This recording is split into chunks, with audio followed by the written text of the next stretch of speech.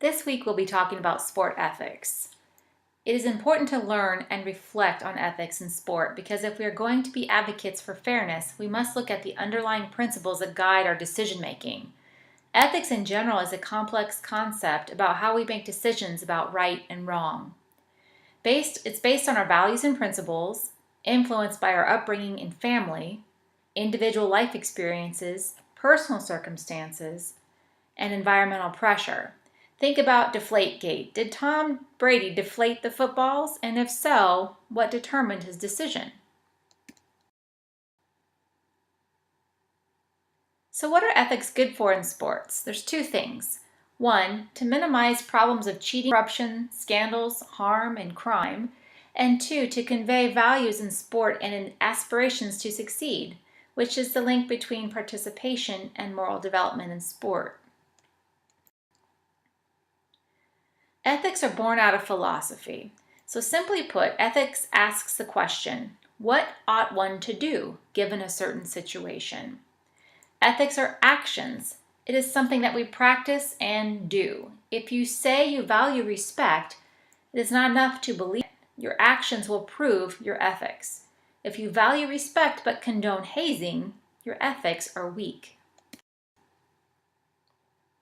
It is important that we differentiate ethics from legalities because just because something might be legal doesn't make it ethical. For example, you might make a decision to use a doping substance or method in sport that is not banned by the World Anti-Doping Authority. It is technically legal to do so, but not necessarily legal. Sports operate in a written rules system and an ethical system. This is why we have the word sportsmanship. Sportsmanship is when somebody couples the integrity of the game with the integrity of self. The ethical system is generally spelled out in an institution's code of conduct and often in a coach's philosophy. When you create your own code of conduct or philosophy, make sure that you consider your values, beliefs, morals, and standards. As a coach, you'll be faced with large-scale ethical decisions and small, everyday decisions. Your code of conduct and philosophy will guide in these situations.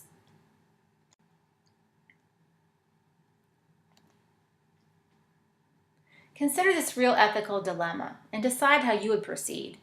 You, the coach, notice that your assistant coach reeks of alcohol. The assistant's work performance is not affected by his or her social life, but you have been really persistent on your stance against alcohol use with your players. How would you proceed?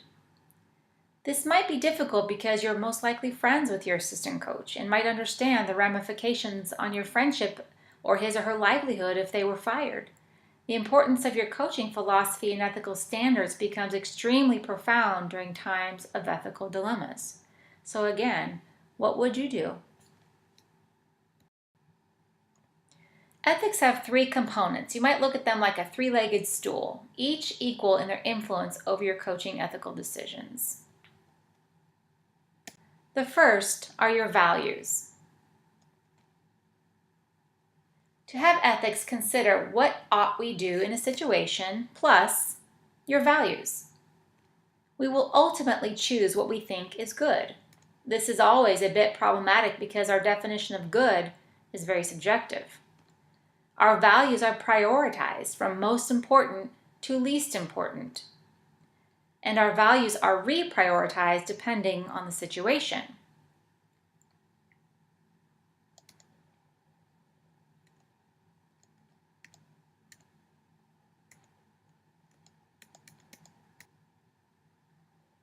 Here are some real sport values that come under conflict. Teammate versus self-preservation. Loyalty versus honesty. Elitism versus inclusion. Pride versus humility. Ambition versus self-sacrifice. Ruthlessness versus respectfulness.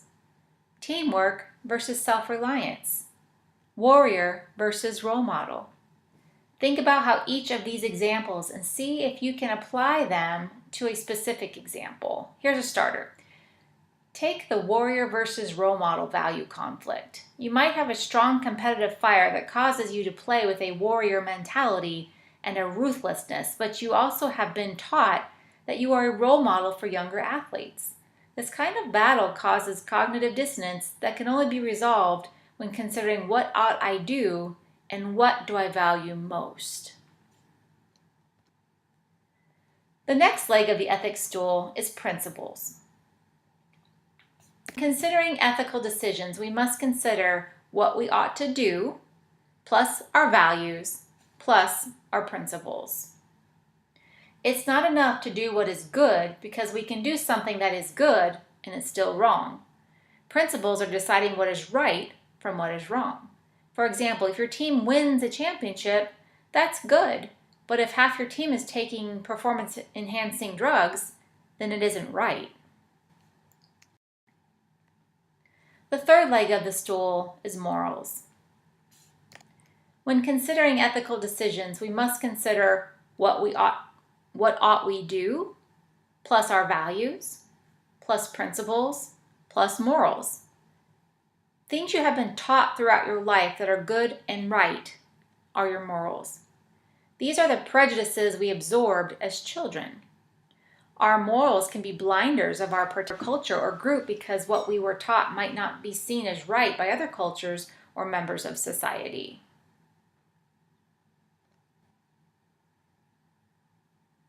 Socrates said, "A moral life is good, but not as good as living an ethical life." Why do you think he put it that way? Well, ethics include all values, principles, and morals, so ethics would be perceived as better. However, our morals are not always right because they're influenced by how we were brought up and maybe influenced by people that taught us the wrong things. So ethics is seen to be better than morals.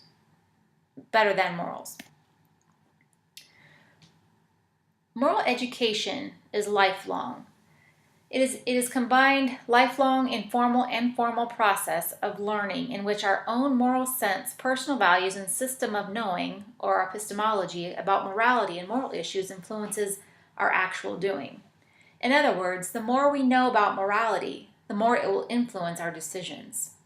We are trained by our life's experiences, and the process culminates in developing our moral character, that is, moral development. Life experiences, upbringing, relationships with family and friends, involvement in group activities like sports, school, church, other extracurriculars, travel experiences, or exposure to different cultures, all these things are part of our moral upbringing and moral development. But moral reasoning is not precise like mathematics. So how can we be objective when making decisions about a moral dilemma?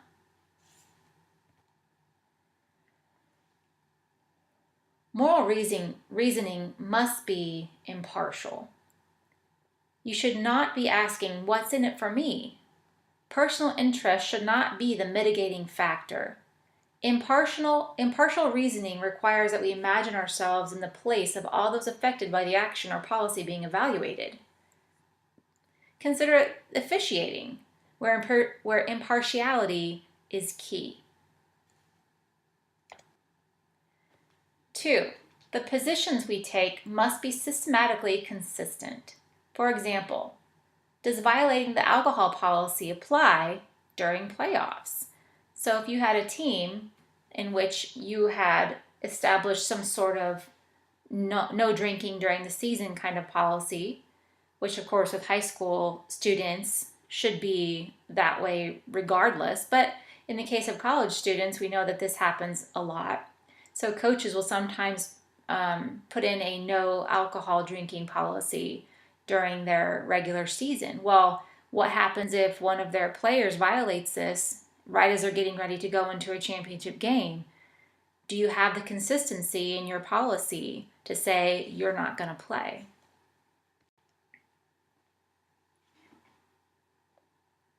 Number 3, decisions must be made with critical and reflective thought. They're not based merely on culturally conditioned responses.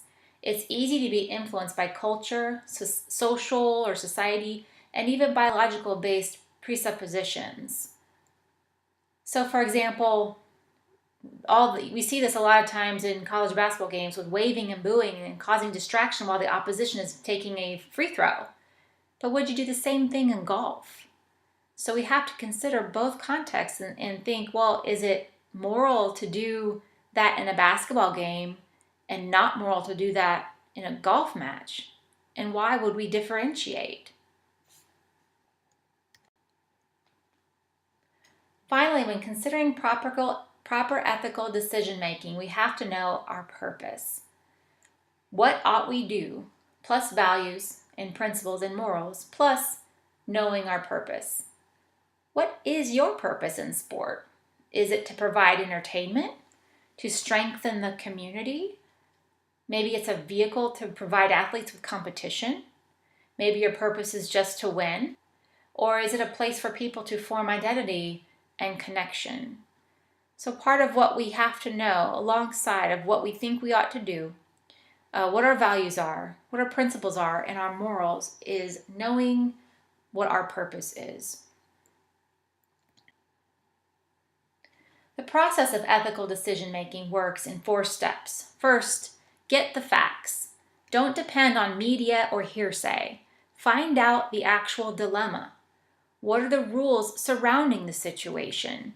And what are your choices in this situation? In other words, don't jump. Be quick to listen and slow to act. Consider the most important things you need to recognize in yourself.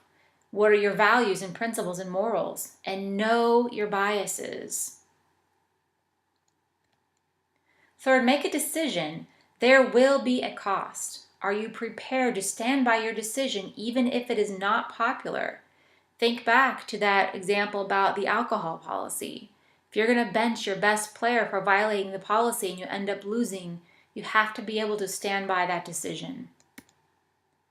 And finally, commit to action. Act as you intend to act. Follow through on what you say matters to you, and there will be far less loose ends.